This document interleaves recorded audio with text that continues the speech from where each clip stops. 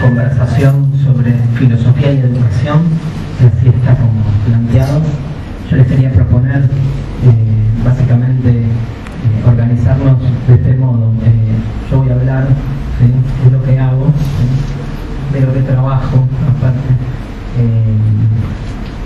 y 40, 45 minutos, y después poder dialogar y hacer una serie de preguntas, sobre todo aprovechando que por ahí voy a estar más ceñido a la temática filosofía y educación o pensar la educación, pero después dejar un tiempo por si alguien quiere hacer alguna pregunta además en relación a lo filosófico, por distintas situaciones, cosas, planteos, conceptos, bienvenido también. Pero bueno, no alcanza el tiempo para todo, me encantaría poder desarrollar miles de conceptos, pero vamos a ir por y después lo dejamos abierto. ¿Sí? ¿Se escucha bien? Sí. ¿Estamos bien? A ver, digamos, lo primero, digamos, que está bueno entrar por algún lugar es, digamos, por la relación entre filosofía y educación, que me parece, digo, más allá de lo conceptual, voy a dar una vuelta, si quieren, no biográfica, pero sí, digamos, histórica, que tiene que ver con el momento. O sea, como, ¿por qué estoy yo acá? Estoy yo acá porque me llamó Rodolfo, porque me vio en un programa de televisión, hablando de filosofía. Entonces, ¿qué pasa? Que hay un programa de televisión donde se habla de filosofía cuando en general en la televisión pasan otras cosas más interesantes, como se baila alrededor de un caño, se discute política en Intratables, o se pretende o no, o se evidencia lo que es la política porque se la discute en Intratables, ¿no? O cierta política. Jacobo Vinograd. ¿Jacobo Vinograd va a ser candidato? No. Tiene una filosofía muy importante. También, hace filosofía.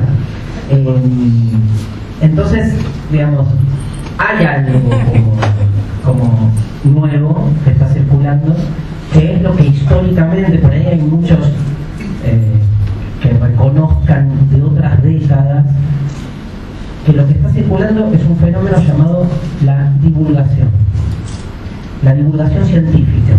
O sea que la palabra divulgación científica es como muy chica, sobre todo para los que hacemos algunas, nos dedicamos a algunos saberes donde nos peleamos con el carácter científico del saber. O sea, a mí cuando me dicen la filosofía es una ciencia, a mí me agarra como un ataque de pánico, ¿no? Porque yo creo que está más cerca del arte que de la ciencia.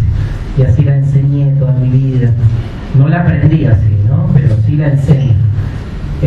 Creo que la docencia es una experiencia estética en un punto muy importante, ¿no? Entonces, en ese sentido, digamos, el concepto de divulgación científica es un concepto que a veces nos queda corto, pero es cierto que hay, o ha habido históricamente, toda una necesidad de bajar las investigaciones de los distintos saberes a un público más amplio, por ser bueno, por decirlo de algún modo, público más amplio, de ampliar, ¿no?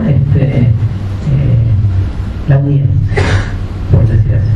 ¿A quién le llegan los contenidos de los saberes? Claro, los saberes tienen al interior de las instituciones donde se produce el saber, porque el saber se produce, ¿no? Es un producto. No es que el saber está en las cosas, o sea, se lo produce, se construyen conceptos, interpretaciones de los mundos, ¿no? De los múltiples mundos en los que vivimos. Digamos, esos saberes, digamos, se producen en instituciones que reproducen la lógica de cualquier institución, de la religiosa, de la política, de la mediática. Las instituciones, como instituciones, siempre corren ese riesgo ambiguo, que es que en vez de preocuparse en ordenar, normativizar, ¿sí?, terminan como esclavas de su autorreproducción. Eso se llama, en el mundo moderno, se burocratiza. Entonces las instituciones se vuelven más dispositivos burocráticos que de algún modo traicionan su cometido. El ejemplo más fácil, todos lo conocen, creo yo, y es muy polémico, queda para las preguntas después, es la religión. O sea, no hay institución que más ha traicionado el espíritu religioso, que es noble, que es hasta necesario, les diría, hasta profunda, hasta que nos llena, que la religión, como institución que en esa manía y obsesión burocrática de reproducirse en el poder terminó disolviendo su cometido, su propósito. Entonces las nuevas religiosidades fluyen por todos lados, menos al interior de esa empresa que es ese emprendimiento global, ¿no? Que es las religiones, son las religiones institucionales. Entonces, digamos, esto en el mundo del saber se repite del mismo modo. Puedo dar el mismo ejemplo con la política, pero no lo hago porque nos vamos a ir toda la charla por ahí, obvio. Si digo que con la política pasa algo parecido, lo dejamos para una nueva charla. Pero con el mundo del saber pasa lo mismo. O sea, en el mundo de los saberes, biología, historia, filosofía, arte, el que quieran, se reproduce el mismo esquema. Entonces, ¿qué hay? Hay históricamente, a ver si nos reconocemos en este diagnóstico mínimo que hago, hay formas diferentes de construir saber que son, entre ellas, tienen una relación de jerarquía negativa, una jerarquía que hay que cuestionar, pero que se viene manifestando jerárquicamente. O sea, está la institución académica, que siempre se ha monopolizado la naturaleza de ese saber. O sea, en las instituciones académicas se hace filosofía, o se hace historia, o se hace ciencias de la educación. Después hay una segunda esfera bastarda, que es aquella que, según los que están en las instituciones académicas, esa segunda esfera bastarda es aquella donde van a caer todos los que no pueden colocarse o aplicar en las instituciones académicas. Es como la sobra, como, bueno, no pegás una beca acá, o sea, no sos parte de la institución académica, quédate tranquilo que no te vas a morir de hambre, porque hay un trabajito que vas a poder hacer y que por el que está formado no garpa, porque lo que garpa es estar dentro de la institución académica, pero por lo menos estás ahí. Eso se llama la docencia. Tremendo. No es que siempre ha sido así, pero eso, digamos, bueno, eso a mí me pasó, me sigue pasando. Hoy se me acercan un montón de chicos todo el tiempo, nos encanta la filosofía, me encanta cómo la laburás, o en función de los programas que vimos, o de la obra de teatro que hago, que también tiene mucho impacto, esto y lo otro, nos pusimos a leer, me encanta, voy a estudiar filosofía, pero antes de decidirme, necesito, entonces me interpelan, ¿no? Por Facebook, me dicen, pero ¿de qué trabaja en filosofía? Yo me acuerdo, fue mi primer diálogo importante que tuve con mi madre, ¿no? Cuando mi vieja me decía, ¿qué vas a estudiar? Mi vieja me venía jodiendo que yo defina qué iba a estudiar. Yo no entendía por qué estaba tan obsesionada. Nunca le creí que era porque pensaba en mí. O sea, ¿por qué estaba tan obsesionada? Con el tiempo descubrí que las dos amigas de ella, ¿no? Siempre las madres creen que, o sea, se hacen creer que están preocupados en uno, y en realidad siempre es una competencia con sus amigas, pero que parece como si tuviera que ver con... Entonces, bueno, el hijo de uno iba a estudiar contador, el hijo de la otra iba a estudiar arquitecto, y mi vieja no tenía que decir, y sospechaba que yo le iba a decir una barbaridad. Y le dije, filosofía, casi se muere, ¿no? Casi se muere. Me acuerdo que me dijo, pero ¿y de qué vas a trabajar? Y yo le dije, no sé, voy a poner un kiosco. La vez me quedó mirando, ¿pero qué vas a estudiar filosofía para poner un kiosco? No, voy a trabajar en un kiosco y voy a estudiar filosofía. ¿qué tiene que ver una cosa con otra? Ya la volvía loca, ¿no? O sea, no, pero tenés que estudiar algo. ¿Pero qué hace un filósofo? Yo decía, piensa. Dice, ¿qué vas a trabajar de pensar? Tipo, no es serio trabajar de pensar. Y le dije la frase letal. No, voy a ser docente. Fue tremendo, pero no porque hay como un prestigio, no es que no lo haya. Pero cuando los chicos se me acercan, me dicen, ¿y de qué voy? Si estudio filosofía, ¿de qué voy a trabajar? Y ellos me dicen, ¿de docente? No. O sea, no voy a estudiar la carrera de geografía o de filosofía para terminar siendo profesor de geografía, como que no tiene que ver una cosa con otra. Y yo me pongo mal, digamos, porque cuando voy, o sea, acabo de volver de un viaje y en el hotel me dicen profesión, yo no digo profesor de filosofía, que es lo que soy, ni digo filósofo, menos, digo docente, yo soy docente.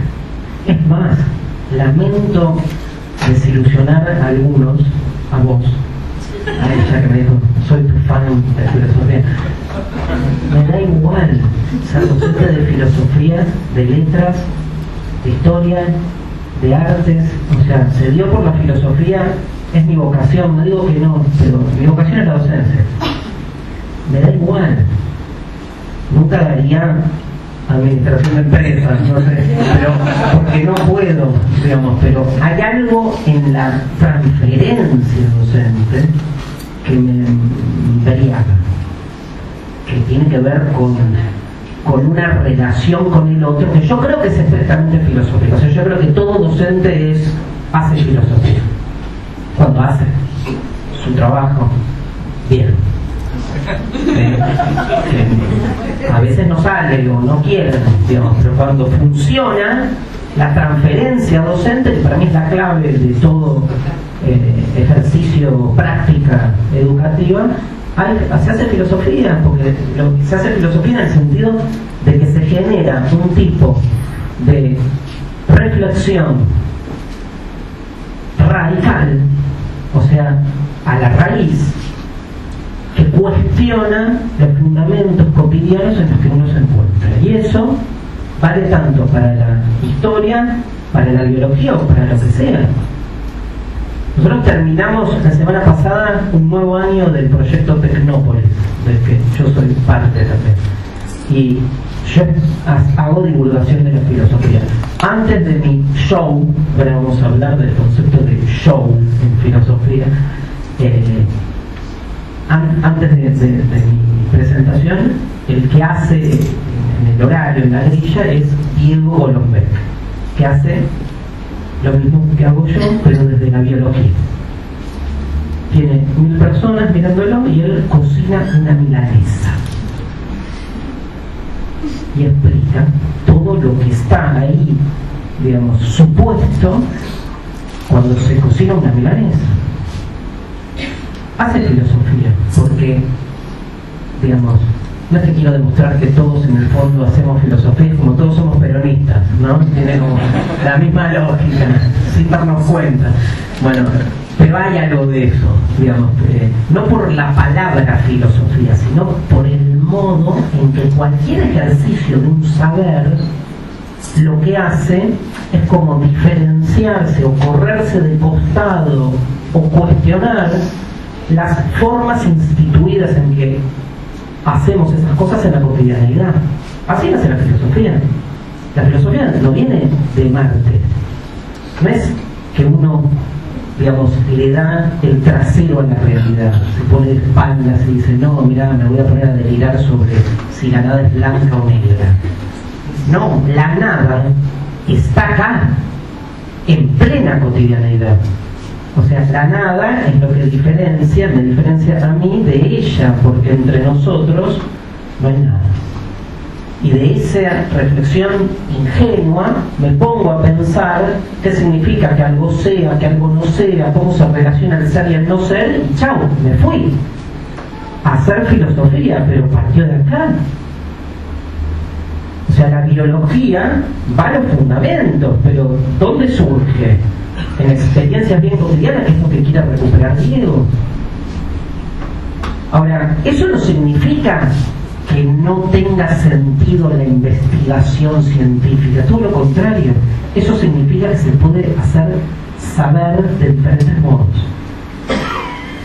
Que así como hay instituciones académicas donde se investiga, hay un lugar que se llama el aula, pero vamos a charlar un poco, donde se hace docencia, y que la docencia tiene su lógica, su propósito,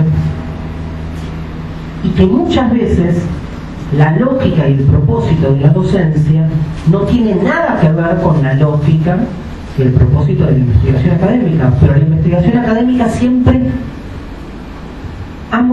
monopolizó, ¿no? La etiqueta del buen saber. Entonces siempre el docente fue un académico de segunda, porque el académico de primera se postuló a sí mismo como académico de primera, nada más que por eso. Yo, esto, digo, lo repito hasta el hartazgo, no hubo lugar donde más aprendí filosofía, no dar clase de filosofía, sino filosofía, que dando clase. Porque para dar clase como me... ¿Hay algún profesor de filosofía acá? Ah, gracias. Y todos juntos. Digamos, porque como... digamos, porque me tocó como buen profesor de filosofía, digamos, dar clase durante 18 años los lunes a las 8:15 de la mañana, que es el horario, que es Siberia se llama, ¿no? Es el horario donde nos condenan a las materias inútiles. Y sí. Ahora, y más cuando defendemos la inutilidad como un valor de resistencia contra la dictadura del utilitarismo de la cotidianidad, y hacemos de la improductividad de la filosofía algo emancipatorio. Peor, cuando salí con todo ese discurso de barricadas, 8:15, 18 años. Entonces, en ese espacio de tiempo, con chicos que no vienen, son almohadas con patas, básicamente, hasta que hubo un momento donde ya viene la almohada. O sea, no hay tapujos, no sé si les pasa a algunos. O sea, vienen con la almohada. A mí me pasó un alumno con la almohada y digo, pero ya es mucho. O sea, dormí, pero la almohada no, porque es como simbólico, ¿no? Bueno, no es para tanto. Lo que digo es que en esa situación, y uno tiene que poder generar un vínculo. Lo que es la docencia sino la generación de un vínculo. Y para generar ese vínculo tenés que saber mucho y estar muy seguro de lo que querés transmitir. Los contenidos no los puedes estar con 10 papeles diciendo, ay, ¿qué tengo que explicar? La hipótesis del genio maligno cartesiana, a ver cómo era. Y mientras te das vuelta para mirar el papel y giraste, ya no hay nadie. O están todos dados vuelta, o en otra. Entonces tenés que manejar muchos contenidos. Muchísimo. En primer lugar. Después un montón de otros recursos, ¿no? Pero, digamos, entonces aprendés. Digo, no hay nada más difícil que poder transmitir un conocimiento sin renunciar a la rigurosidad del conocimiento, pero haciéndolo simple. Para mí, el mejor docente es el que hace o transmite sus ideas de manera simple y profunda. Y es falso que lo profundo tiene que ser críptico. O sea, el cripticismo, ¿sí? El críptico, ¿no? Es como rebuscado, no es rebuscado, ¿no? ¿Cómo definimos críptico? Es como indirecto. Sí, pero es peor que indirecto, es como barroco, como con términos técnicos difícil de alcanzar. Pero sobrecargado de términos técnicos como para mostrar la superioridad. La apropiación, eso, la posesión de un conocimiento, que se empiezan a citar y a hablar de cosas. A mí me pasa, cuando yo no sé qué decir, me vuelvo crítico. Porque, y sí, ¿por qué? Porque te sentís seguro. La inseguridad que te genera, que no sabes qué decir, te sentís así y empezás a decir, bueno, la experiencia ontológica de la facticidad del ser, y todo el mundo dice, ¿qué? Y vos, no dijiste nada. Pero te sentís como que manejás los términos. Nadie entiende nada, pero no es lo que importa, no es transmitir. Miren, experiencia real, esta que les voy a contar. Un colegio. Voy, me llevan a un colegio, no sé qué, un trabajo de capacitación en la zona norte. Una avenida. De un lado de la avenida, ¿cuál es la materia favorita de los alumnos del cuarto año de esa escuela? Segundo polígono en ese momento. Historia. Cruzar la calle, escuela de enfrente. Materia favorita de los alumnos de la escuela de enfrente. Química. Entonces, perfil de los alumnos. Las dos escuelas públicas, las dos. Una de distinto, no me acuerdo bien, una era bachiller, la otra era un colegio técnico, pero digamos, mínimo. Puede marcar mínimamente una diferencia identitaria. Digamos, proveniencia de los alumnos de una escuela y de la otra. La misma, todos amigos. O sea, no había manera, consumos culturales, prácticas cotidianas, no había manera de demostrar que había algo en la identidad de esos chicos de la escuela de la derecha que los hiciera elegir historia, y por qué los de la escuela de enfrente los elegían biología. Tienen la misma edad, consumen lo mismo, hacen lo mismo, se copan con lo mismo, putean por lo mismo. ¿Por qué a uno les gusta biología, historia, y a otro les gusta química? Fácil, por el docente. Por el docente. A mí fue como una revelación, una taradez esa en realidad, pero es, digo, pará, o sea, nos matamos pensando conceptualmente, técnicamente. O sea, docente que abre los contenidos, cualesquiera, fluyen. Pero el tema es esa apertura, esa transferencia, cómo se genera esa transferencia, ¿no? ¿Qué es un docente con autoridad? ¿Qué significa tener autoridad en una clase, ¿no? Tener autoridad en una clase significa, o sea, ¿qué es lo contrario a tener autoridad? Para mí lo contrario a tener autoridad, lo opuesto a tener autoridad es ser autoritario. Fácil. O sea, un docente autoritario es alguien que no tiene autoridad y entonces grita, pone tarde, reprime, o sea, normativiza, ¿sí? Después vamos a discutir, digamos, si hay unos límites mínimos que hay que poner y todo eso, que está buenísimo, pero digamos, se obsesiona con el límite, ¿no? Digamos, se obsesiona con la autoridad que no tiene, y entonces se vuelve autoritario. Y genera, de parte de los alumnos, todo lo que no tiene que ver con la transferencia: miedo o indiferencia, vaciamiento. Un docente con autoridad no pega un grito, no levanta la voz, nada.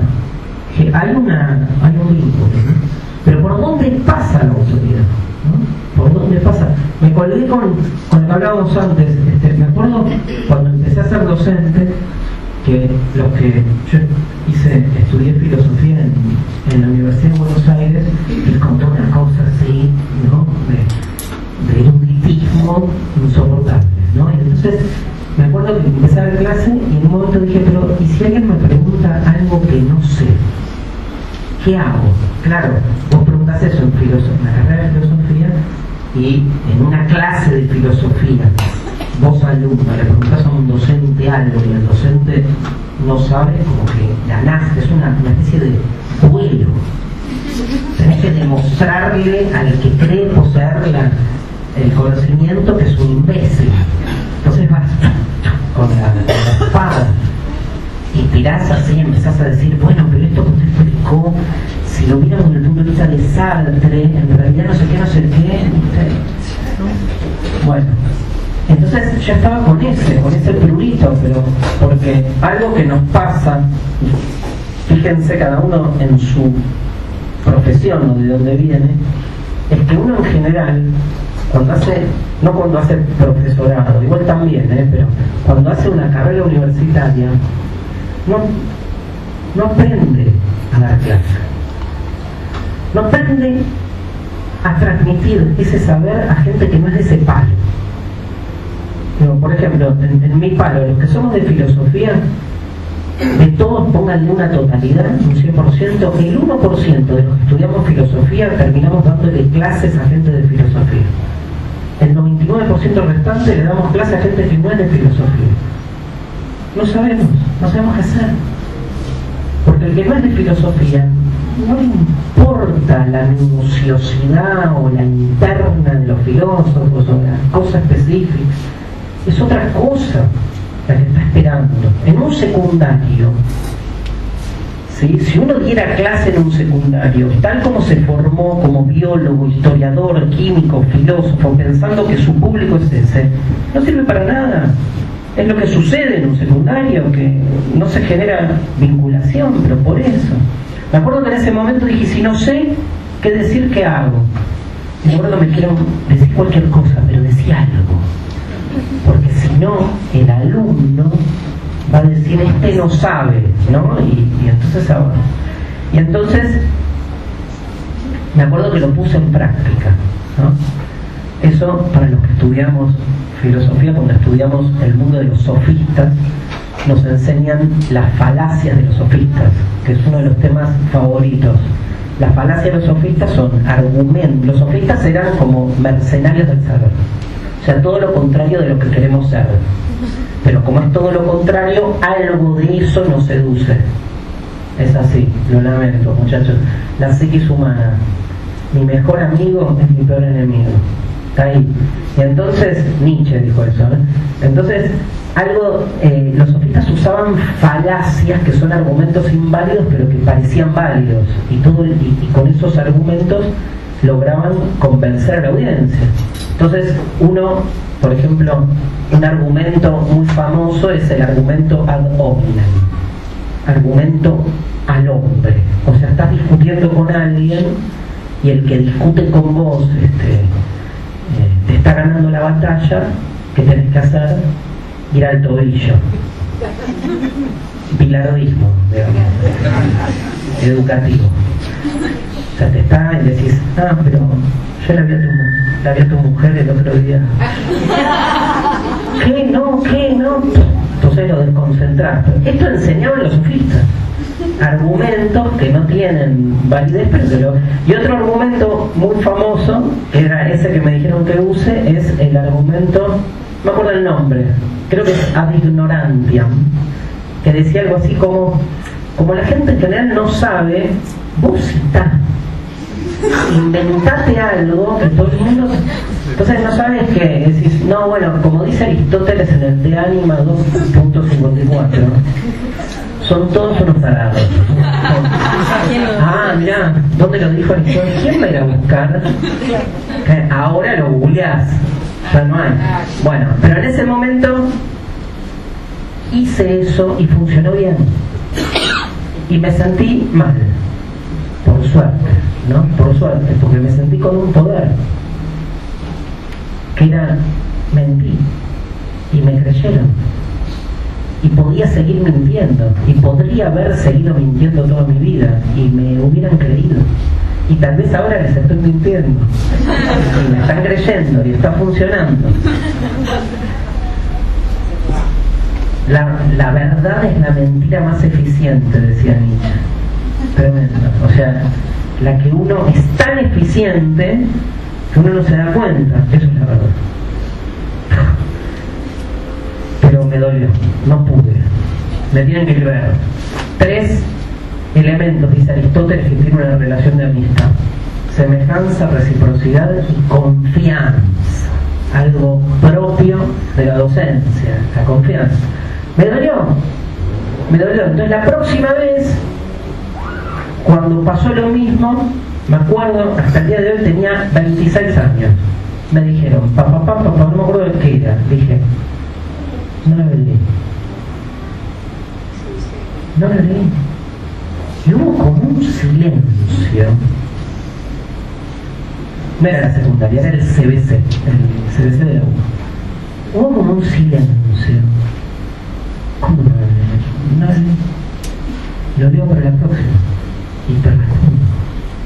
Aguantame, 3 días. Me acuerdo, silencio, la cosa siguió. Y a los 3 días fui enfermo, me leí todo, me preparé toda la respuesta y cuando fue la próxima clase contesté a alguien que ya se había olvidado, que ya no importaba, pero había algo en el vínculo que había cambiado. No tiene más que ver la autoridad con eso, con retirarse, ¿no? Retirarse. Mostrar tu propia debilidad como una manera también de generar confianza. ¿Desde cuándo el saber es unilineal? O hay alguien que lo maneja, uno manejará más información, el saber se construye, pero se construye con el otro, y si no hay un otro, no se construye saber, hay uno que baja línea. Es en la diferencia donde se construye saber. ¿Y quién dijo que un alumno no tiene un alumno no construye una diferencia? Es una diferencia al revés con la que se construye, no es lo mismo. A mí siempre me preguntan, ¿no estás podrido de dar hace 25 años la misma clase? Nunca fue igual, pero nunca. Pero di lo mismo. La triple síntesis kantiana. No hay vuelta, gente, ¿eh? Son 3 argumentos. Nunca fue igual.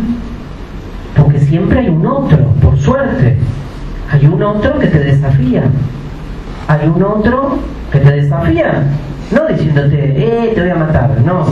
Te desafía diciéndote, no entendí. O las peores, yo tuve, y los que hacemos filosofía, como estos 3 pobres chicos que están ahí siendo también parte del gremio, tenemos un problema mayor, que te estás dando clase y siempre hay uno que te interrumpe y te dice, para, todo bien, pero ¿para qué me sirve esto? ¿Por qué no estoy estudiando? ¿No? Yo ahí me pregunto, ¿qué? A ver, ¿qué te sirve para algo? ¿Qué querés estudiar que te sirve? ¿Hacer tablas de debe y haberes? Sí, le serviría un poco más, pero digamos, ¿qué es lo que sirve y lo que no sirve? Pero tenés que estar con eso, ¿no? Tenés que cargar con eso. Entonces es fundamental ahí la construcción con el otro, con un otro que hace que nunca sea la misma clase, porque esa otredad siempre te encara desde otro lugar. Si no, lo que hacemos es reproducir ese sistema contra el que nos peleamos todo el tiempo, que es la disolución del otro.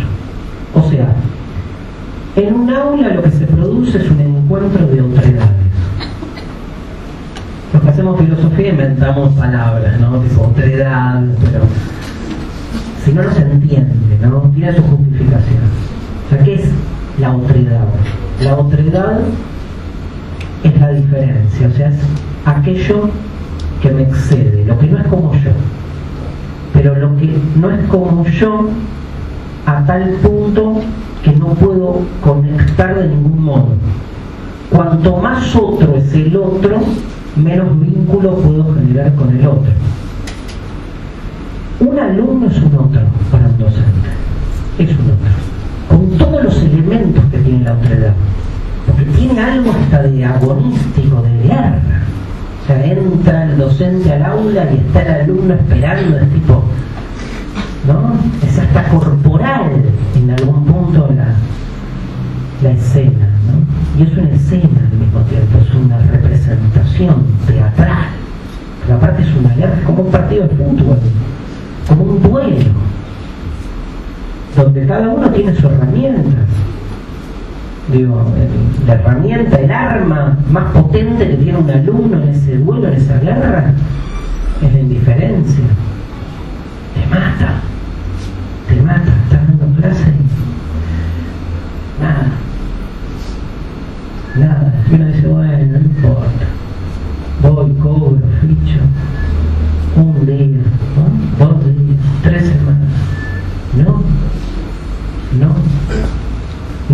cualquier trabajo, pero en la docencia se sufre más porque pega de lleno en lo vocacional, ¿no? Pero es como esa guerra que se da con un otro, ¿no? Y en algún momento, ¿qué sucede? ¿Cómo es la relación con la otredad? Es muy compleja, muy compleja, porque, digamos, venimos de una tradición, ¿sí? No me voy a meter con este tema, pero lo meto, ya que estamos. Hay una crisis manifiesta a nivel educacional. Y la crisis, yo siempre a la crisis le quito la cuestión volitiva, o sea, de la voluntad. No es que hay crisis porque los docentes no queremos, como se escucha muchas veces y hasta en gente amiga. Los docentes no quieren dar clases, quieren trabajar poco, trabajan 4 horas por día, cosas por el estilo, ¿no? No es una cuestión de la voluntad, del deseo, de querer o no querer, o de hacer las cosas bien o de hacer las cosas mal. O sea, buenos y malos hay entre los amigos y entre los enemigos. No es eso. El corte es otro. Hay un hiato, un quiebre ontológico, decimos en filosofía. Hay dos mundos. Muchos de nosotros, muchos, no todos, muchos de nosotros nos formamos en un mundo que ya no existe. Se llamaba el siglo XX. O sea, yo hice toda mi carrera antes de la computadora. Y lejos, digo, si soy cualquier cosa, menos un nostálgico. No es que digo, uy, qué bueno que era el mundo antes de la computadora. No, de nuevo, el mundo era bueno o malo, bueno y malo, antes de la computadora, después de la computadora. Lo que está claro es que hay otra realidad. Muchos somos docentes del siglo XX, nos formamos en las categorías y estructuras del siglo XX, en un mundo que es el del siglo XX, y hoy nuestros alumnos viven en otro mundo. No, es el mismo mundo, pero con dos percepciones espaciotemporales diferentes. No, si son dos percepciones espaciotemporales diferentes, son dos mundos. No, pero no hay dos mundos, hay uno. No, hay millones de mundos. Como hay millones de yoes en el interior de cada uno. O sea, hay multiplicidad por todos lados. Todo bien, hay un mundo, está bien. Lo que quieras. Me estoy peleando con alguien, no sé con quién, pero con uno de esos yoes que está ahí molestando. Pero, digo, nuestros alumnos, 14 años. La otra vez fui a dar una clase a un colegio, 2 chicos de segundo año. Otro mundo. O sea, no es que usan internet, nacieron en internet, nacieron adentro de las redes, es constitutivo de su percepción del mundo. O sea, es parte, no es un instrumento que se colocan, que se añaden. O sea, la tecnología no es algo exterior que añadimos a una naturaleza humana y la usamos o no la usamos. La tecnología hace a la naturaleza humana, la transforma. Y el problema que hay, entiendo yo, en la transferencia docente-alumno, tiene que ver con un problema que, repito, no es de buena voluntad o de mala voluntad. Ni siquiera generacional, es un problema de dos realidades diferentes. Digo que no es generacional porque es falso que todo el que tiene más de 50 años no puede abrirse a ese otro que es la tecnología. Hay que abrirse. Obvio, y no es obvio. Si no es la publicidad xenófoba esa de los viejos que no manejan la tecnología, vieron un horror, ¿no? Se mostraba a 2 viejitas, amigate con la tecnología o algo así, donde ya se parte de la bancos franceses, estoy acordando, que era parte de la presuposición que otro de los grandes discriminados invisibles de nuestro mundo, que son los viejos, ¿no? Otro, o sea, algún día realmente hay que ponerse a laburar con esa parte de nuestra sociedad que está cada vez más echada a la zona de la improductividad, porque es, digamos, deleznable la naturalización con la cual suponemos que un adulto mayor, ¿no?, que aparte se le pone ese nombre como para meterlos adentro de lo productivo, no sobran, son adultos mayores, pero adultos. Porque el tema es ese, cuando rompen con la productividad.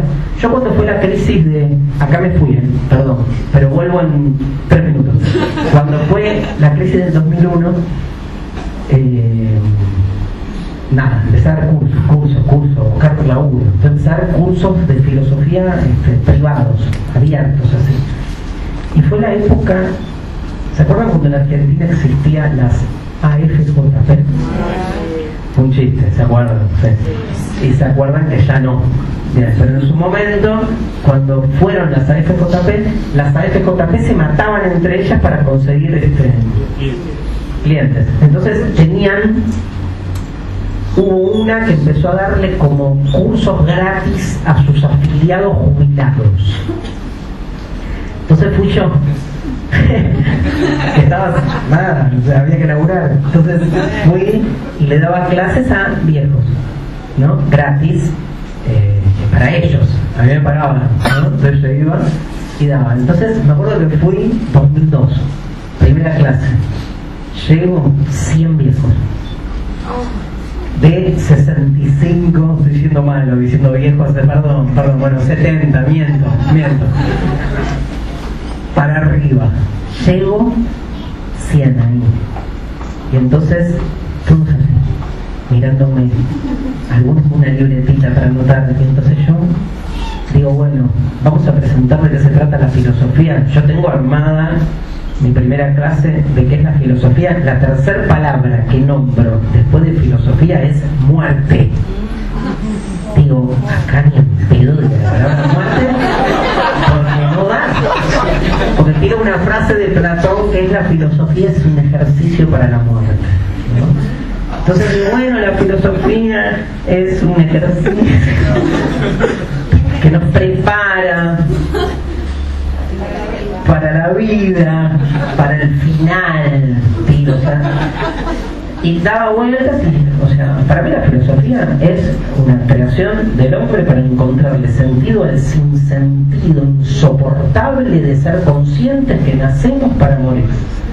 O sea, es lo insoportable e irresoluble que es la conciencia de que nacemos para morir, dio origen a la cultura. Digo, y la filosofía busca una respuesta que nunca encuentra. Punto. Eso, no hay más. Pero la seguimos buscando, peor. La seguimos buscando aún sabiendo que no la vamos a encontrar. Doble depresión. Pero eso es la filosofía, digo, así la entiendo yo. Y no me parece nada jodido eso, me parece que tiene su cosa liberadora. Pero en todo caso, ¿cómo decir? Nada, esto, lo otro. Tuve 40 minutos con eufemismos para no decir la palabra muerte, hasta que una de las alumnas tuvo 4 años, tuve hecho. Se me iban muriendo año a año. Y era, no, tremendo. Y era, lo digo así, parece horrible, pero ellos lo vivían de otra manera. Porque ese es el tema, no se los escucha. No se los escucha.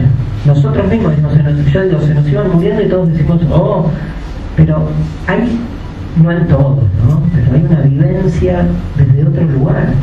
O sea, está buenísimo que nos arrojen la improductividad. Gracias. O sea, ojalá yo pudiese sentirme realmente improductivo en el sentido de cómo pensamos por qué la vida solo tiene sentido en términos productivos. ¿Y qué significa ser productivo? ¿Para qué? ¿Para quién? ¿No? Y entonces la vieja levantó la mano y me dijo: profe, ¿le puse una pregunta? Sí. ¿Por qué no dice la palabra muerte? No, yo qué sé, le dije. Me da cosa. No. 4 años hablando de la muerte. 4 años, no hablamos de otra cosa. Porque, digamos, eso es la constatación de la frase de Platón. La filosofía es un ejercicio para la muerte. No la resuelve, no la salva, ¿qué hace? Nos prepara. Es un ejercicio. ¿Cómo nos prepara? Pensándola, hablándola, asumiéndola, punto. Nadie quiere morir. Eso es obvio, pero tapándola, no hablando de eso, creyendo la angustia existencial, otro gran tabú, no hay que hablar, no hay que angustiar. Me pasó con los chicos también. Yo es un tema que hablo mucho con mis alumnos. Bueno, ¿cómo voy a dar filosofía y no hablar de la muerte? Entonces no doy filosofía.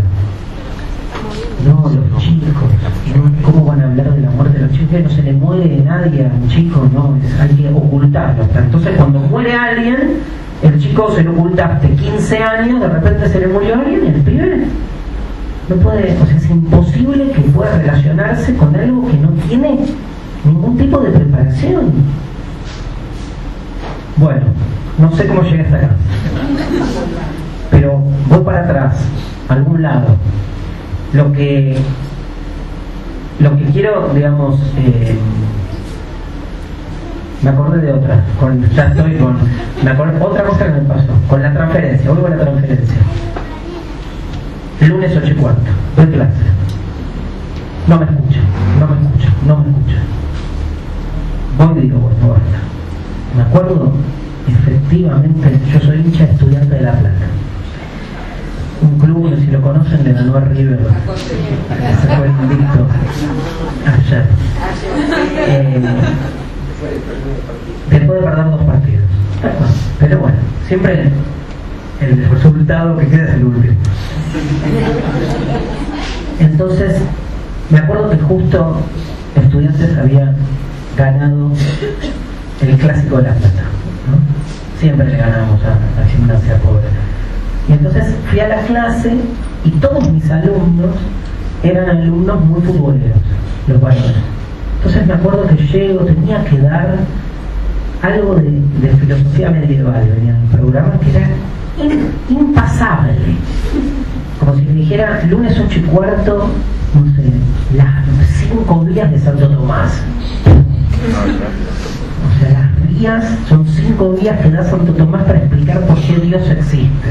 Dios es un tema que garpa mucho siempre. Tipo, si la gente no te da bola, hay 3 temas que garpan: el amor, la muerte y Dios. Esa la salvás siempre. Bueno, hablemos de Dios. Pero estos eran, una cosa es hablar de Dios y generar filosofía, y otra cosa es explicar las 5 vías de Santo Tomás. Digo, bueno, hablemos de fútbol. Vienen todos los varones al escritorio, 8:15, 8:10, 15 minutos, lunes, hicimos un repaso de los resultados. En esa época se jugaba solo los domingos al fútbol, entonces hacíamos. Termina, me acuerdo, al día de hoy, 8:30, y estábamos terminando, viene una de las chicas y dice, profe, ¿y con nosotras no va a hablar? Sí. ¿De qué quieren que hable? ¿De fútbol? No. ¿De hockey? No. ¿De qué? De hombres. ¿Cómo no? Hablemos. 15 minutos. No, pero el fin de semana están 16 años. Los 90. También. 9 menos 4. Listo. Bueno, Santo Tomás. Me quedaron 40 minutos. La clase era de 80. Se me fueron 40 y 40 di Santo Tomás. No volaba una mosca. Di Santo Tomás. Di todo el programa. La gran preocupación de mi rectora. Que di todo el programa. Di todo el programa. Pero perdía, comillas, vamos a hacer una recuperación de la pérdida en esta charla. Una apología de la pérdida. Perdía el tiempo. Qué lindo perder el tiempo. Perdía 40 minutos. Pasaron 3 meses y la rectora, tuve 9 años, después se jubiló. Yo tuve otros, pero esa rectora me marcó porque fue la primera que tuve. Me acuerdo, un día llegó e hizo lo peor que puede hacer una rectora, que es... Y yo estaba en la mitad de la clase. Salí. Me acuerdo, me dijo, yo no soy boludo. sé que estás hace 3 meses perdiendo la mitad de la clase. Prepárate porque te voy a pagar la mitad del salario. Genia. Genia del mal, pero genia. Claro, hizo una ecuación. Das la mitad de la clase, te pago la mitad del salario. Pero cuando hablo, ¿cómo le explicas a alguien del siglo XIX? Yo era del siglo XX, esta mujer decía, ¿cómo le explicas que esos primeros 40 minutos también son clases? No podés, no pude, de hecho. Tuvimos como que hacerte una maniobra de complicidad. Lo peor lo terminás haciendo, lo peor entre comillas, de complicidad con los chicos contra la rectora. Porque terminaste haciendo eso, che, hagamos los boludos, cuando vemos a la rectora pasar, yo hago así, y hablemos de fútbol, pero no vengan al escritorio, digamos, pero...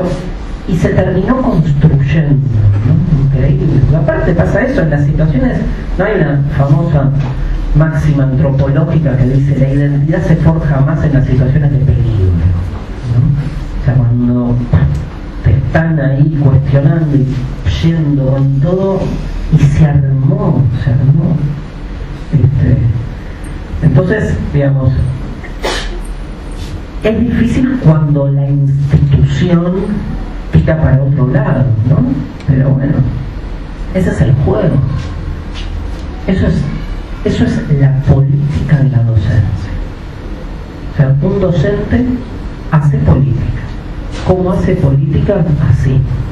Hace política sabiendo cómo moverse, hace política poniendo cara de feliz cumpleaños con sus alumnos cuando la rectora mira por el vidrio diciéndole Santo Tomás, y te das vuelta y seguís construyendo con ese otro que te bancas en su diferencia, ¿no?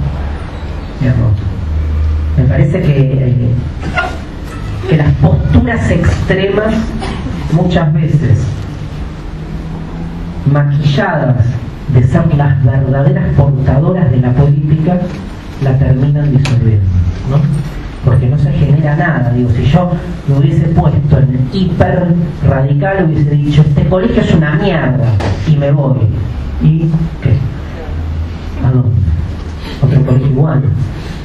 ¿Qué gane? ¿Qué genere? ¿Qué logre?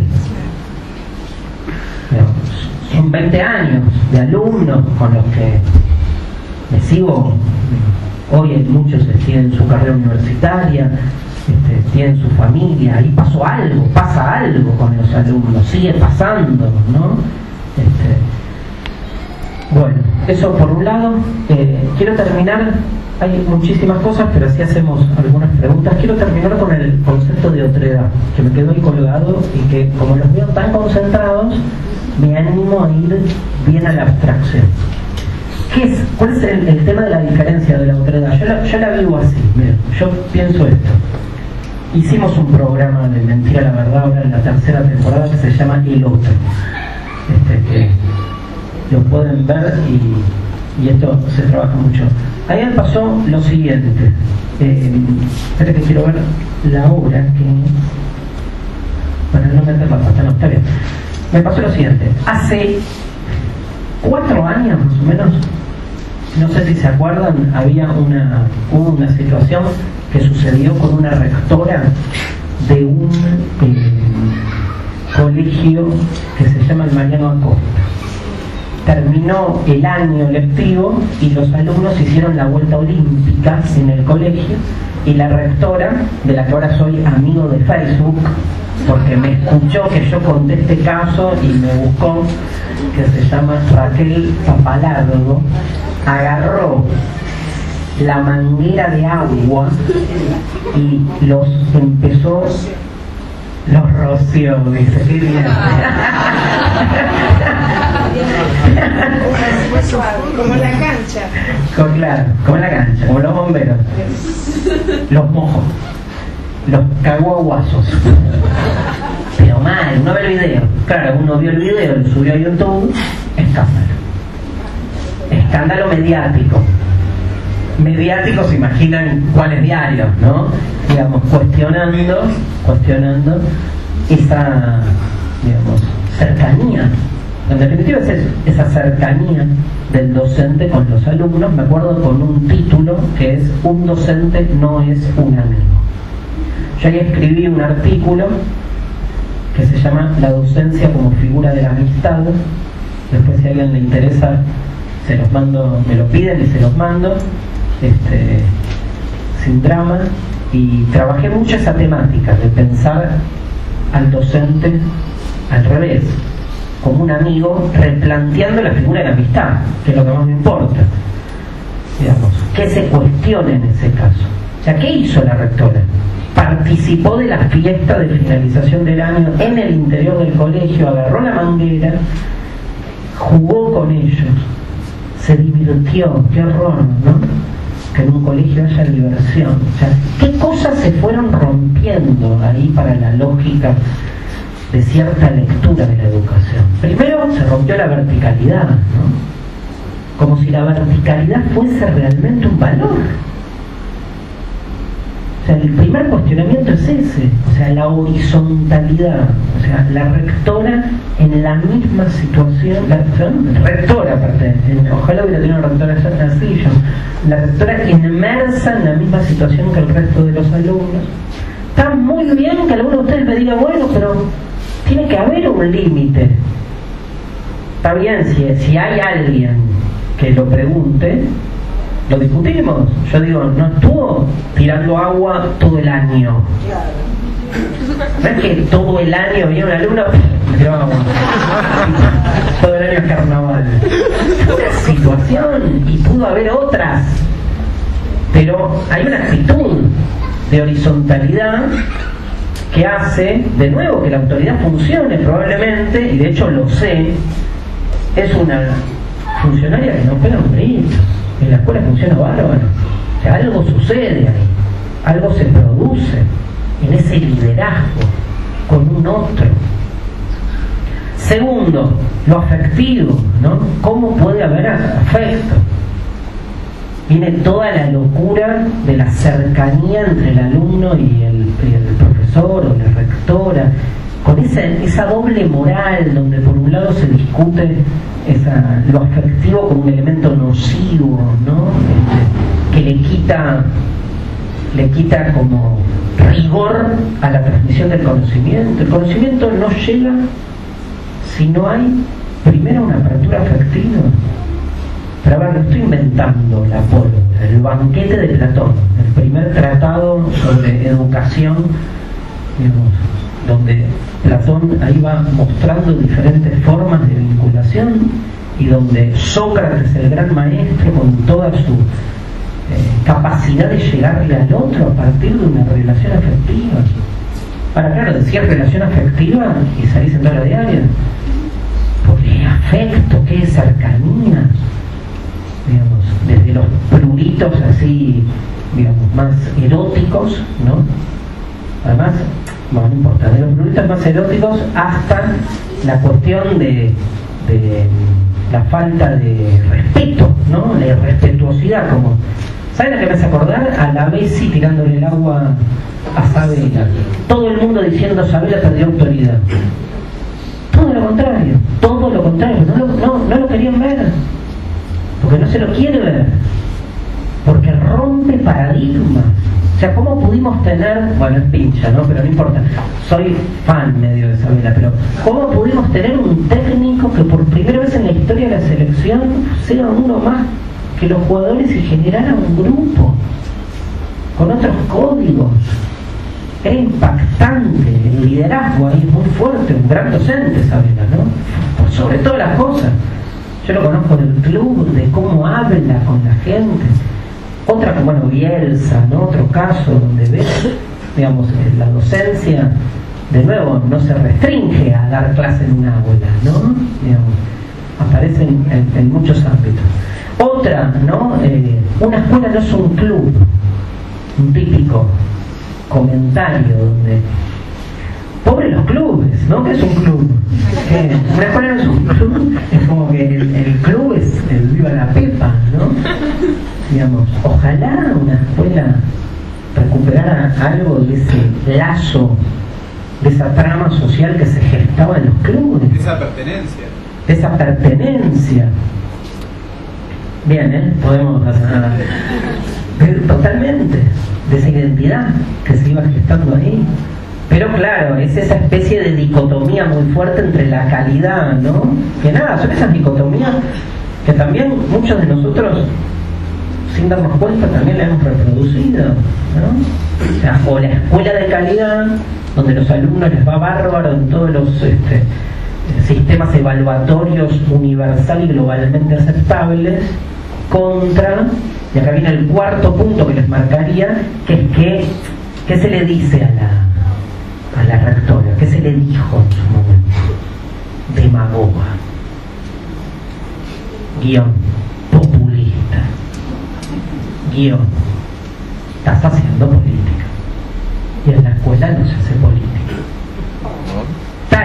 Dicen, ¿no? Digo, en la construcción crítica, lo que hizo la rectora, se le dice a la rectora demagoga, populista, y se asocia la demagogia y el populismo con lo que estos críticos consideran lo peor de la política. Y de nuevo, la discusión está en ese plano. Obvio que está haciendo política. ¿Y qué? ¿Qué es lo que tiene de negativo en ese sentido? Justamente, si contra algo hay que pelear, es contra la idea de que hay lugares donde no se hace política, porque ahí es donde el poder hace política. El poder, que se disfraza de antipolítica, está todo el tiempo viniendo a demarcar cuáles son los espacios donde no hay que hacer política. ¿Saben qué se hace donde no se hace política? Economía se hace. Porque la economía sí es algo natural y propio de la naturaleza de las cosas. La política no, viene a distorsionar todo. Entonces en el hogar no se hace política. No es casual que la primer proclama del feminismo radical sea lo personal es político. O sea, ahí donde no se hace política, en la casa, en las relaciones personales, es donde justamente más se hace. Por eso hay que evidenciarlo y desnudar a la antipolítica como una forma de hacer política muy eficiente, no cabe duda, muy eficiente. Y por eso, digamos, tan importante dar ese debate. Yo creo que la docencia es una figura de la amistad, porque entiendo la amistad como una relación con un diferente. Esa relación con un diferente o con un otro tiene dos características, y con esto termino. Tiene dos características. La primera es la siguiente, digamos. Tremendo este tema, tremendo. Pero bueno, la relación con el otro, en un caso, al otro, para poder relacionarme con él, lo desotro. O sea, yo docente, tengo un alumno, llego al aula, tengo por formación, por ideal, por utopía, quítenle toda la cosa negativa, tengo un ideal de lo que para mí es un buen alumno, o de lo que yo pretendo que el alumno sea. Recibo esa materia bruta que es el alumno, proyecto en él ese ideal y lo formo. O sea, me viene un cuerpito, me viene una almita, me viene una historia, me viene un género, me viene lo que sea, y yo lo moldeo. Lo moldeo de acuerdo a lo que yo supongo que el alumno tiene que ser, con las mejores intenciones. Los peores males se han cometido con las mejores intenciones, no les quepa duda. Pero ¿qué hago? Lo desotro, le voy quitando toda su singularidad con la que no me puedo vincular, pero lo voy convirtiendo en esa proyección de mí, que está buenísima, yo qué sé, más es mía, pero soy yo duplicado. O sea, hice un Darito, proyecté en él lo mío, ¿no? Véanlo en ese lugar tremendo que es la pareja. O sea, cuando uno se hace, ¿no? Uno se enamora del otro O uno se hace primero, tiene, obvio que tenemos todos un modelo ideal de lo que es para cada uno de nosotros la pareja que buscamos. Entonces cada uno tiene un modelo ideal. Y ese modelo ideal se referencia en situaciones coyunturales. O sea, yo hoy te escribo las 10 características que tiene que tener la persona, digamos, que para mí sería mi ideal de pareja. Me tiene que gustar el fútbol, 2, 3, 4, tiene que no sé qué. Y todo tiene que ver con uno. Tengo uno de esos 10 elementos que yo anotaría es: se tiene que despertar de buen humor. ¿Por qué? Porque todas las experiencias que tuve fueron con personas que se despertaban no con cara de orto, de orto. ¿Sí? O sea, la cara no existía. Entonces, perdón por la palabra cara, pero entonces vas moldeando y decís eso, y después vas al mercado del amor, ¿no? Viene Juanita, a ver, y más o menos 74%, ¿no? Y después, claro, a ese otro vos no es que estás recibiendo, no hay hospitalidad ahí, no es que estás conectando, estás proyectando. Ni hablar que te enganchás con, no sé, la que logró el 74% y empezás, al segundo día empezás a pelear por el 26% restante. O sea, me tienes que cambiar muchas cosas. No. Ahora, ponele que la persona cambie todo lo que vos pretendés que cambie y sea un 100% una proyección tuya. Eso en mi barrio se llama masturbación. Es estar enamorado de uno mismo. Porque al otro lo perdiste ahí. El otro te desafía, te amenaza, te saca. O sea, es conflictiva la relación con el otro, es conflictiva. Que es todo lo opuesto a la violencia, ¿eh? Conflicto no es violencia. Violencia es que vos al otro lo disuelvas y proyectes en él lo tuyo. Eso es violencia, eso es exterminio de la otredad. Que haya entre las otredades conflicto y diferencia es la única manera de que haya diálogo, si no, no hay diálogo. O sea, todo el discurso que estamos escuchando hace años de la necesidad de que haya un pensamiento de unidad, el pensamiento de unidad es lo que hubo en la Argentina en los últimos 150 años, sectores privilegiados que unificaron al otro en nombre de sus intereses. Se terminó. Entonces se plantean las diferencias. No inventamos la grieta existió siempre, la evidenciamos, es otra cosa. O sea, la evidenciamos porque los sectores postergados nunca han tenido voz. Ahora la tienen, hay conflicto, al fin. Veamos cómo crecemos de esa diferencia, pero tiene que haber entre los 2, entre los 3, entre los 10, justamente la posibilidad de aceptar que con la diferencia del otro también crezco. Ahora miren qué loco, al otro, si voy como docente, volvemos al docente, ¿no?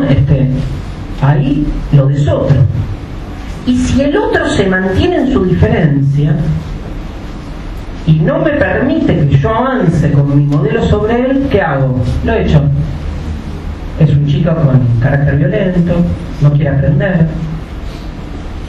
O sea, en las dos maneras mi relación con el otro es imposible. Porque en la que es posible genero vínculo, pero lo pierdo como otro. Y si se mantiene como otro, no puedo generar el vínculo. Si genero el vínculo, es a costa de su desotramiento. Si, digamos, priorizo su otredad, es a costa del vínculo. Con la pareja lo mismo, ¿no? Si no me cierran, chao, patada. Si te cierran, también patada. De otro tenor, porque al cerrarte, aparte el que te cierra al 100%, al otro día está buscando a alguien que te desafíe, porque ya no hay diferencia, entonces ya no hay un otro. Es obvio que el movimiento se da para otro lado. Bueno, ¿cómo salimos de este embrollo, de esta paradoja de la otredad? No hay salida.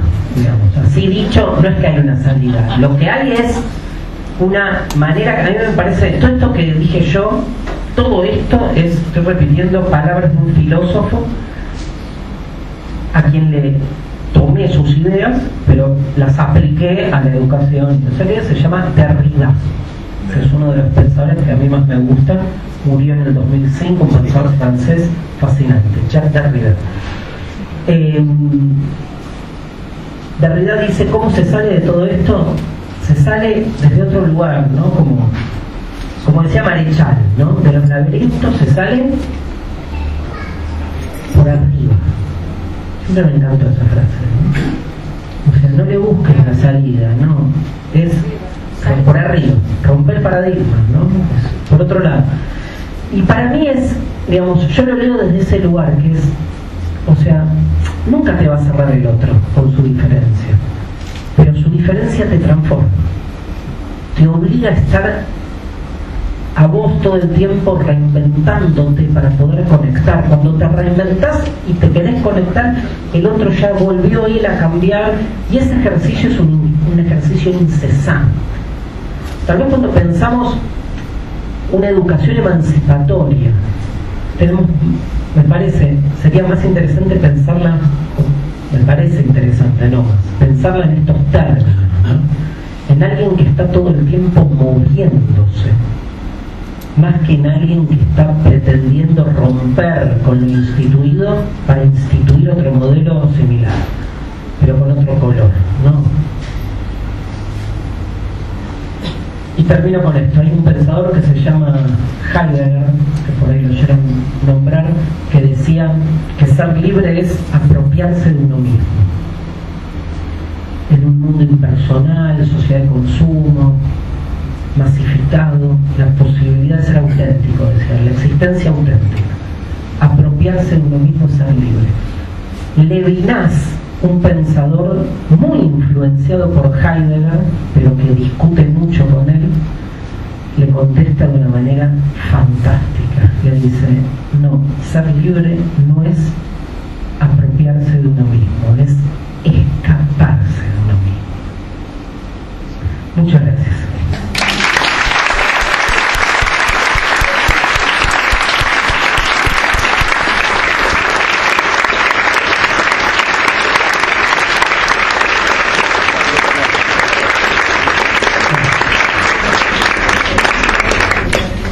Bueno, de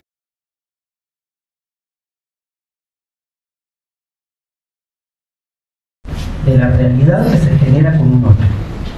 En ese sentido, la política como vínculo para mí significa que en todo vínculo se hace política. Todo vínculo es político. Y ese vínculo político está totalmente atravesado por lo que es para mí la matriz de lo político, que es el poder. O sea, todo vínculo es una relación de poder. Esa relación de poder puede tener dos vías para eso. Una vía de expansión de lo propio. Entonces yo, docente, ejerzo el poder con vos, alumno, imponiéndote mi modelo. O el poder puede tener la vía inversa. Lo que pasa es que no estamos acostumbrados a pensar el poder, como lo pensaba Nietzsche, por ejemplo, que es ejerzo el poder de modo tan radical que me niego a mí mismo. Y eso es para mí una de las principales formas del poder político, que es el amor.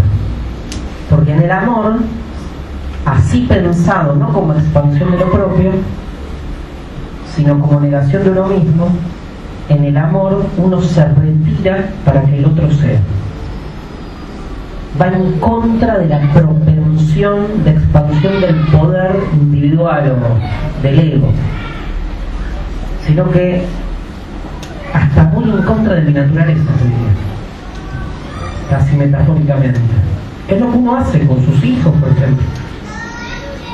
Renuncia a la expansión de su propio poder, que es un acto de ultrapoder, para que el otro sea. Para mí en el amor se pierde, no se gana. Esa lectura que tenemos del amor como ganancia es una lectura economizada del amor. Pero en el amor hay pérdida y entrega. La entrega es pérdida. Y esa pérdida va en contra de mi poder. Y no puedo sino, perdón por esta mención, pero no puedo sino nombrar cierta fuente teológica que hay en todo esto. Que es, por ejemplo, una idea de ponerle, vos tenés en San Pablo, ponerle, hablando en sus cartas, en un momento las cartas de Pablo hoy son muy leídas por Pablo de Tarso, ¿no? De San Pablo, son muy leídas en filosofía, son muy trabajadas hoy, desprovistas de toda su fundamentación dogmática, de fe. En una carta Pablo dice, el poder está en la debilidad. A mí siempre me mató esa frase, ¿no? Porque si el poder es todo lo que uno dice, el poder está en la fuerza. Bueno, hay que tener mucha fuerza para retirarse en función del otro, ¿no? Entonces, voy a lo que preguntó la compañera. Si uno rasca y se lo toma en serio y va a fondo, si la política no está en función del bien del otro, ¿para qué sirve? ¿Para cómo construir políticamente si la prioridad la tiene el otro? Paradoja, ¿no? Porque por otro lado uno piensa en la política como vamos por todo y nos expandimos y ¿no? Pero bueno, ahí es donde se juega, me parece, esto que hacemos, la reflexión que hace también a la política. Pero la política quiero que el otro sea yo. Ahí lo matás. Ese es el problema. Ese es el problema. Cuando haces política tenés que el otro sea yo. Sí. Esa es la forma tradicional de hacer política. Y en eso, para mí, la crisis de esa forma tradicional de hacer política da origen a la antipolítica. Porque la antipolítica es muy astuta. O sea, nosotros coincidimos con la antipolítica cuando diagnosticamos que la política tradicional está en crisis. La antipolítica dice, ante la crisis de la política tradicional no se hace política. ¿Qué decimos nosotros? Esa es la pregunta. Hagamos más política. Yo estoy de acuerdo, pero sin caer en los lugares que generaron la crisis, ¿no? Entonces ahí mi lectura es, hagamos más política significa entendamos que en una clase se hace política, que un padre dialogando con un hijo hace política, dialogando con un hijo sobre el aborto o dialogando con un hijo sobre por qué llegó tarde. Ahí. Entonces se repolitiza la realidad, ¿no? Porque la política tradicional se autonomizó, generó esa decisión, etcétera, etcétera. Pero por otro lado somos parte de una tradición política también, ¿no? Se dan esos conflictos. Sí, vos. Sí. ¿Qué reflexión haces acerca del plan Fines? ¿Qué reflexión haces sobre el plan Fines?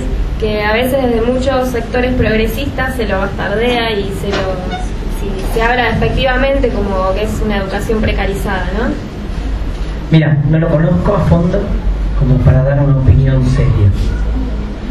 Digamos, no creo que haya educación precarizada en general.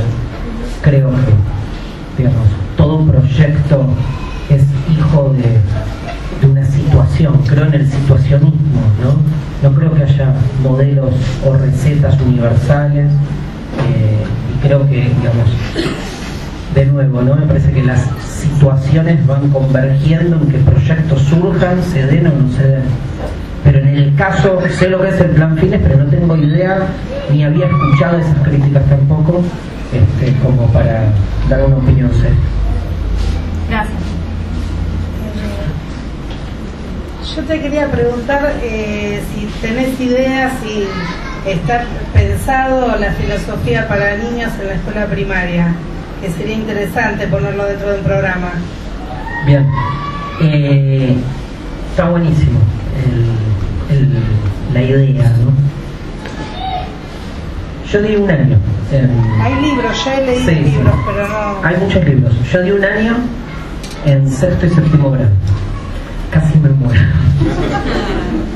Ahí me di cuenta que trabajar con niños es primero trabajar con niños. O sea, filosofía para niños no es para que venga un egresado de filosofía a trabajar en un colegio primario. No, para hablar de la muerte, de todos estos Es temas. para alguien que sabe trabajar con chicos, incorporar contenidos o problemáticas que puede traer la filosofía. Lo que pasa que, en lo que yo conozco, todos los proyectos de filosofía para niños salen de la academia, digamos, salen más del palo de la filosofía. Entonces, esa transferencia falta. Yo creo, además, tiene otro tipo de paradoja. Para mí, un maestro que se relaciona, se vincula con sus alumnos sin la locura obsesiva de la intermediación de la planificación institucional, hace filosofía. Digamos, porque el chico hace filosofía. Digo, hacer filosofía no es saber de memoria la obra de Kant en alemán, que un chico no la va a saber. Y un docente de enseñanza media puede hacer filosofía con sus alumnos o puede enseñar historia de la filosofía, que es lo que hace la mayoría. Está buenísimo, no hace filosofía, hace historia de la filosofía. Está bien, podría hacer historia de los clubes de fútbol, pero está haciendo historia, está haciendo un tipo de historia, que es qué pensaba Platón, qué año nació, qué año murió, cuáles eran sus ideas. Hacer filosofía es generar un espacio de trabajo. Con los chicos se hace mucho. O sea, pero ¿qué pasa? La locura, ¿no?, del cumplimiento normativo hace que esos espacios que puedan ir surgiendo muchas veces se pierdan. Por eso está bueno que haya un momento llamado filosofía en los chicos, como para que esos temas tengan más circulación. Yo creo en ese sentido que toda la bibliografía que hay y todos los trabajos que hay, sobre todo, son yanquis. La mayoría vienen más de laburos que se han hecho en la academia ya. Tienen un montón de cosas copadas, pero no hay mejor experiencia para hacer filosofía para niños que la del docente con sus alumnos, munido de 2 o 3 disparadores, ir para adelante, ¿no? Me parece que no hay que endiosarla tanto, no es que... dentro de la clase. Sí, sí, o sea, ni siquiera estoy pensando, estoy hablando del pedo, ¿no? Claro, no es que tiene que haber una materia, digo, me parece que es algo que se da. Sola, claro. Sí, tengo esa especie como de, o sea, leí bastante de eso y mi sensación es como que no, es como, viste, las modas que por ahí aparecen y entonces todo el mundo dialoga con el otro y te hacen propuestas. Hay gente muy piola, en Argentina hay gente muy piola. Hay un chico que hizo, yo estudié con él, que se llama Gustavo Santiago, muy piola Gustavo tiene un montón de proyectos de filosofía para niños, pero van en esta línea, que es no traer algo de afuera, no es que viene el plato volador la filosofía al aula, digo, ya está la filosofía en el aula. Entonces, ¿cómo ponerla en evidencia? Pero como un disparador no sirve. Dentro de la clase, dentro de la clase. Como un disparador por eso, ¿no? Porque después lo trabajen los otros porque docentes. está obstinado. Sí. Sí. Bueno, primero, mi opinión sobre los fines. Creo que los fines son bastardeados de la misma forma que son bastardeadas las asignaciones y bla, bla, bla. Me parece que el hecho ya de que se le dé la posibilidad a alguien que en algún momento tuvo que abandonar sus estudios de poder seguirlo, sea mejor o peor, vale, por un lado. Por el otro lado, yo hace 44 años que estoy en la docencia. Si era FJP estaría yo en el grupo ese. Y creo que la política educativa de estos últimos años es la menos verticalista y es la que más está dejando que el docente actúe libremente. Lo que pasa es que a veces los mismos docentes nos estamos poniendo los límites, que me parece que es algo que uno tiene que aprovecharlo y aprovecharlo bien. Y por último, cuando vos dijiste, si yo me pongo a pensar en serio, dejo todo, creo que lo que menos hay que hacer es ponerse a pensar tan profundamente en lo que es la educación y en lo que uno le da al otro en el momento que lo tenés en el frente, porque si todos nos ponemos a pensar todo profundamente, creo que nos quedaríamos paralizados. Totalmente. Es me encantó, es otro de esos movimientos que hacemos, me parece, permanentemente. O sea, hay como dos polos, ¿no? O sea, hay una famosa, perdón por esto, ¿no? Pero hay una famosa anécdota que cuenta Platón acerca del primer filósofo, ¿no? Le preguntan a Sócrates en un diálogo de Platón, ¿cómo nació esto de la filosofía? Sócrates dice, bueno, el primer filósofo se llamó Tales de Mileto. Y cuenta esta historia, que Tales iba caminando por la calle totalmente extasiado porque había descubierto la filosofía. Entonces se preguntaba todo de todo, iba caminando y decía, ¿por qué camino? El sol le pegaba y decía, ¿por qué hay sol? ¿Por qué me pega? ¿Por qué hay cuerpo? ¿Por qué esto? ¿Por qué lo otro? Entonces andaba así como al helado mirando para arriba y se caían todos los pozos. Entonces en el pueblo lo llamaron el idiota. En griego, idiotez, con ese significa el que rompe los asuntos comunitarios y se mete para adentro. Mirá qué loco, ¿no? O sea, el tipo se preguntaba tanto, tan profundamente por todo, que es la esencia de la filosofía, pero no podía resolver lo cotidiano, se caían todos los pozos. Entonces, yo siempre con esta historia me pregunto, ¿qué es lo importante? Porque tenés dos polos ahí. O sea que la vida es ese camino por el que tal va. Te encontrás con pozos. Y uno puede leer la existencia como eso. Estás todo el tiempo sorteando problemas. Entonces, ¿en qué se me va la vida? En saltar pozos. ¡Hop! ¡Hop! Cabeza abajo, muy metido ahí, mirando los pozos, tapas un pozo, tapas otro. Nunca levantas la cabeza. Cuando levantaste un poco la cabeza, ¡pum! Golpe, dolió. Salís.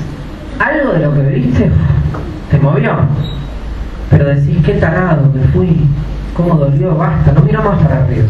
Y seguís tapando pozos. ¿Qué es lo importante? ¿Saltar pozos, saltear pozos o levantar la cabeza?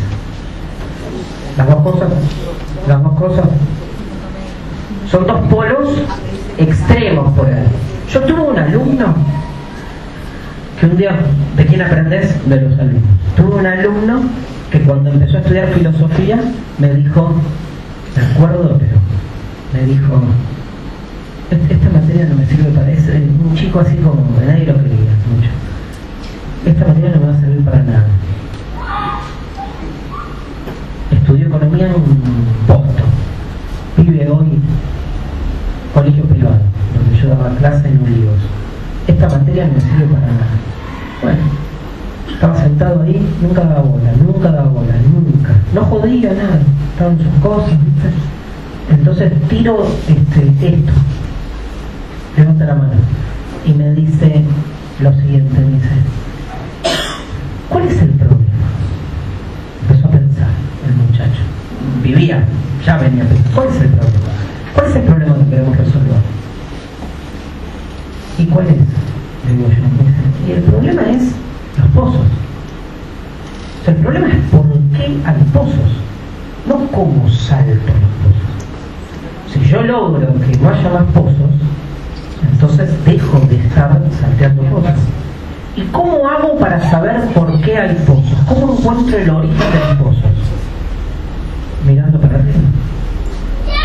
Tengo que mirar, o sea, economista, experto en pozos, digamos. Tengo que mirar para arriba aunque me caiga, bancarme la caída, pero ver dónde empiezan los pozos. Entonces si me levanto voy y lo resuelvo. Yo creo que son las dos cosas igual, pero creo que vivimos en una sociedad, digo, y ahora dialogo con vos, con lo último que decís. Vivimos en una sociedad donde la reflexión, la problematización no garpa, está mal vista. Entonces, aunque las dos cosas son importantes, estamos como muy enajenados tapando pozos o salteando pozos. Entonces es un buen momento para hacer filosofía.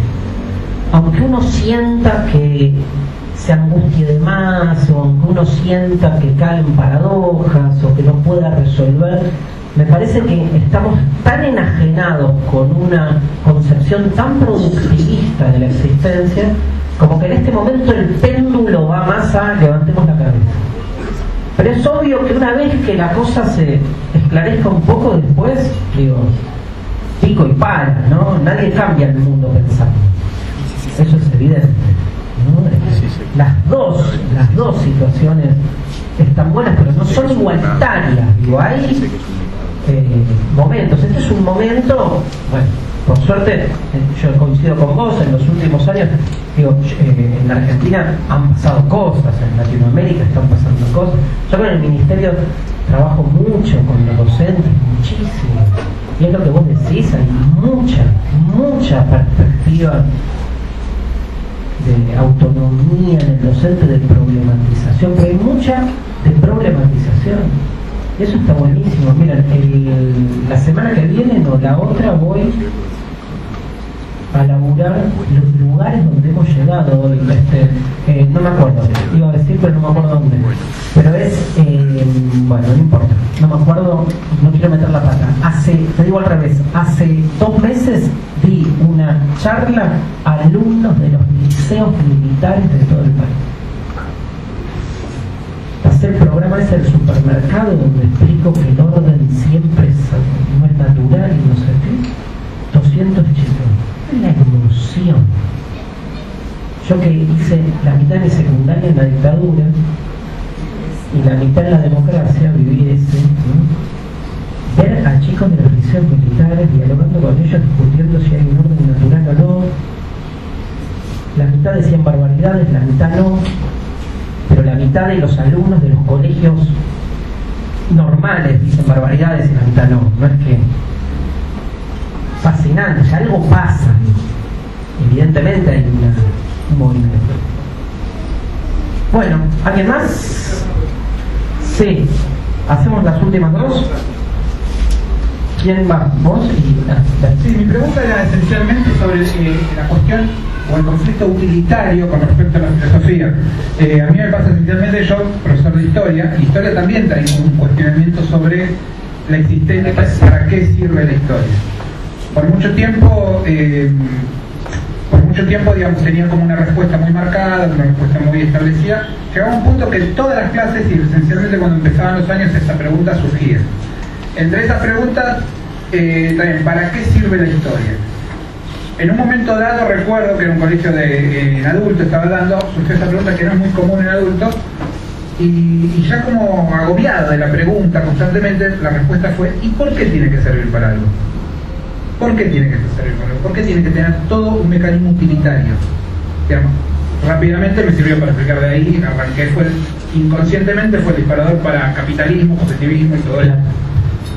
A ver, tengo 2 respuestas. La primera es esa es como la respuesta ideal. Yo con la filosofía trabajo eso, ¿sí? ¿Para qué sirve la filosofía? De hecho, mi primer libro que escribí, que pude editar el año pasado, le puse de título ¿Para qué sirve la filosofía? Dedicado a todos los que me rompen las pelotas preguntándome ¿para qué sirve la filosofía? Pues esta pregunta que más tuve de contestar. Ahora,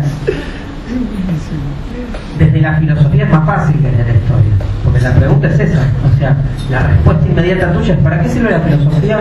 ¿Por qué todo tiene que servir para algo? ¿Por qué todo tiene que servir y a quién tiene que servir? Porque el verbo servir tiene que ver con utilidad, pero tiene que ver con servidumbre. ¿A quién le sirve que todo sirva para algo? Yo voy por ahí. Y entonces me peleo contra el productivismo, pero desde la filosofía es más fácil.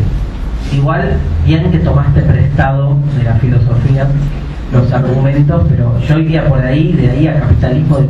Lo otro que me parece otra línea.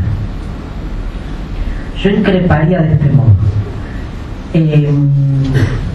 ¿Vos sabés cuándo naciste?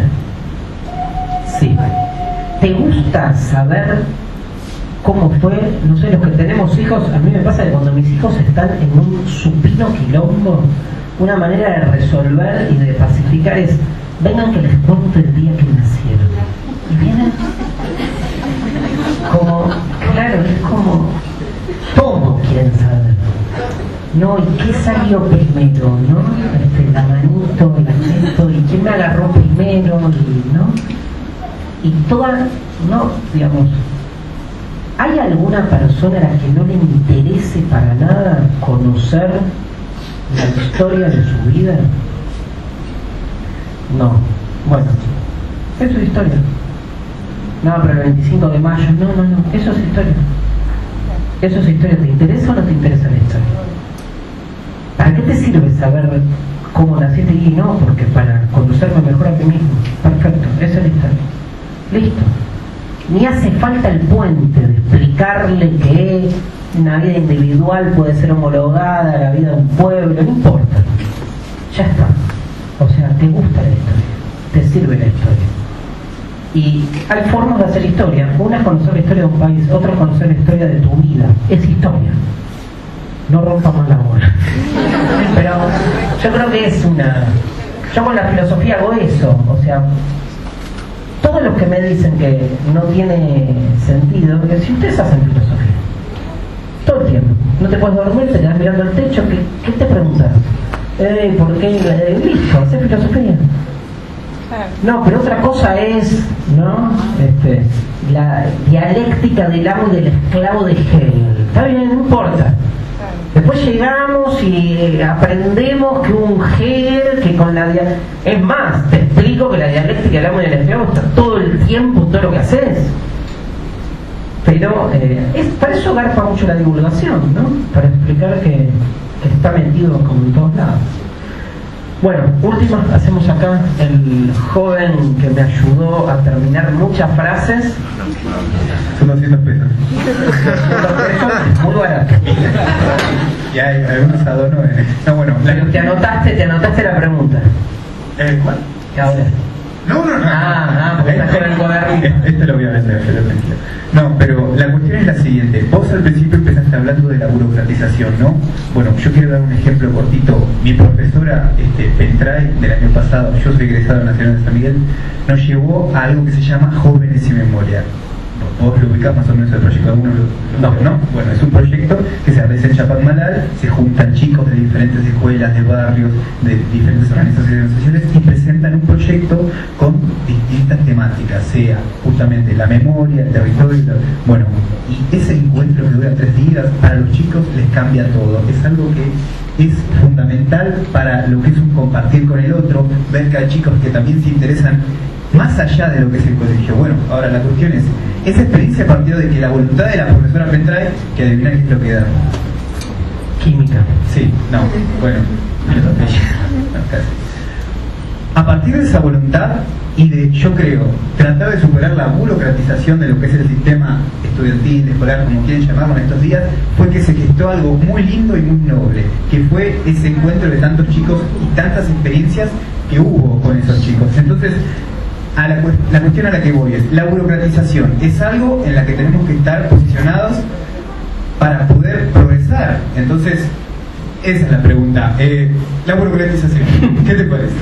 Me perdí al final. ¿Viste? Porque es algo que... Bueno, claro, porque es algo que avanza tanto, entonces, ¿cómo se va posicionando uno día a día desde la docencia y desde también el que recibe el docente? Vos fijate que ese acontecimiento de Jóvenes y Memoria, vos y a muchos por lo que vos decís, te modificó.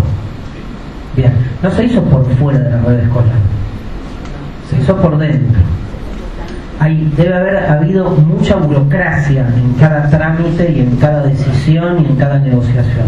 Hubo una profesora que pese a esa burocracia dio como una batalla, digamos, ¿no? De nuevo, son maneras, digo, vuelvo a la pregunta de ella, de atrás, de antes, digamos.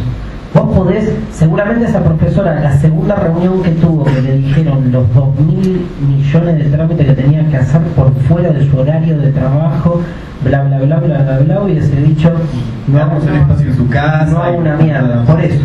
Y sin embargo lo hizo, pero es eso, para mí, en ese margen, en esa frontera entre dejo todo, me pliego, la peleo, y la problematización permanente de eso, ¿no? O sea, el vivirlo con la angustia que esto genera, con una angustia que no es negativa, que es como expresa una realidad que sin embargo no te detiene, porque es fuerte, y porque algo se generó.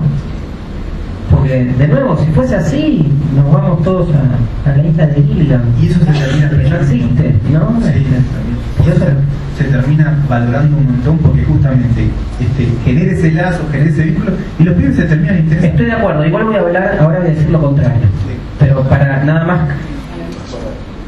No, para joder, desde otro lugar que es porque veo muchas caras también. Nos agota a los docentes. Mucho. Pues si eso se valora un montón, todo bien.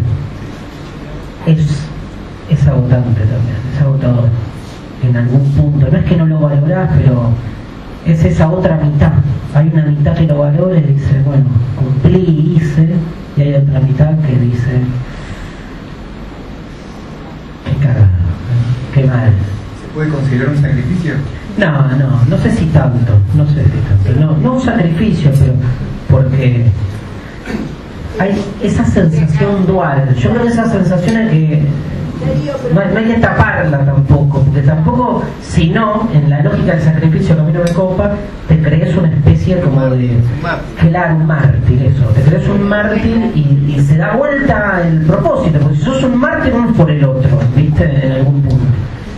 Pero con el tiempo, al final de nuestra carrera, uno se da cuenta de todo esto que hizo, que fue cansador, que no volvimos, estábamos con la religión en la boca, ¿viste? Pero a lo largo de los tiempos uno dice, qué bien esto, porque todo te vuelve bárbaro con lo que es la experiencia de los chicos. Así que creo que hay que seguir sacándolo, pese a todo lo que tenemos que hacer. No, me encanta que pienses así y te envidio. Te envidio. Ojalá, lo que por ahí le doy demasiado vuelta a la cosa. Pero yo te digo, no digo que no exista eso, existe también lo otro, ¿viste? O sea, uno elige la vida. Cuando elige, no elige otras posibilidades. A ver, existencialismo puro. La vida se te presenta como una multiplicidad de posibilidades. Elegís una, no elegís otras. Tenés dos maneras de valorarlo, depende del día. Feliz por la posibilidad que elegiste o angustiada por las que no elegiste. Son maneras. Más cuando elegís, una vez que elegís y ya elegiste, siempre las que no elegiste van a ser más sabrosas, porque no las elegiste. Entonces, uno va y la profesora fue y ella va y uno se pelea y no sé qué, pero bueno, otras cosas se derrumban, unas florecen y otras se derrumban, por ahí en otro lugar, está todo bien, digamos. ¿Cuántos docentes hay que dan la vida, después vuelven a la casa y tenés tu hijo que a los 25 años te dice, mamá, hola, ¿y yo? Y no, soy docente. Bueno, sos madre también, hermana. Y eso, digamos, eso también golpea, digo, es agotante para nuestra profesión cuando hay que poner tanto de más, termina haciendo síntomas por otros lados. Por eso para mí hay que problematizarlo, ¿no? Pero bueno, vos lo tenés más. No, fíjate que mis hijas siguieron la carrera de docente. Las dos vuelven a castigo doble. Por eso me quiero saber. Muchas veces me dijeron los domingos que te pasabas criticando, y es cierto, pero también le di todo lo demás. Es más común, eso se me escapa. ¿Hijo de docente es docente? Yo creo que no. Yo tengo el caso contrario, que soy docente y no quiero saber nada. Y tengo el de 25 que me dijo lo mismo que decís vos, y yo qué. Porque también uno queda en la escuela todo el día y es así. Bueno, gente, muchas gracias.